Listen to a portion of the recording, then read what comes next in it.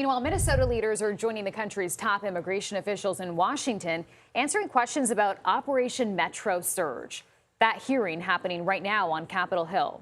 For more on this, let's bring in CBS News congressional correspondent Caitlin Huey-Burns. So, Caitlin, let us know what we missed here. Bring us up to speed on what happened in the last hour. Hey, Chanel. Well, that context from Camilo is really important here because what we have heard from the hearing so far is this focus on the coordination, critics would say the lack thereof, between state and local and federal authorities. And that had been kind of at the crux of all of this before these killings. Now, take a listen to this exchange that I thought was pretty notable. Senator Gary Peters, a Democrat from Michigan, asked Commissioner Schnell, who oversees corrections, about that kind of coordination. Take a listen to what they said. Has ICE or anyone else at DHS attempted to coordinate their operations with state and local law enforcement, or even notified them when they are conducting immigration enforcement, according to your knowledge?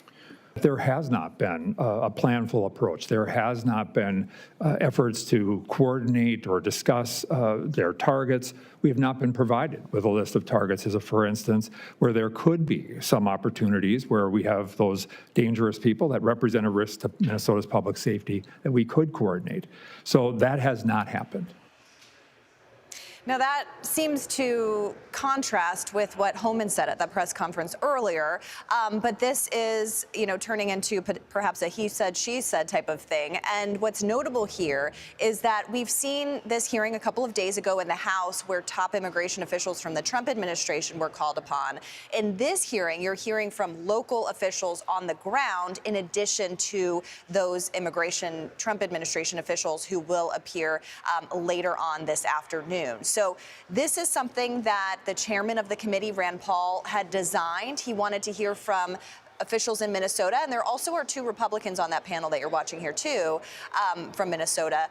That experience, and also the experience from the top. And so this is what kind of makes this hearing today different. But it is notable given the announcement from Homan ahead of this. And then on the back end of this, there's this question over DHS funding, which this Congress is debating right now. Remember, funding for the department runs out at midnight on Friday. The White House and Senate Democrats are talking. They've exchanged legislative text, which I know seems like a low bar, but it's a pretty significant step here.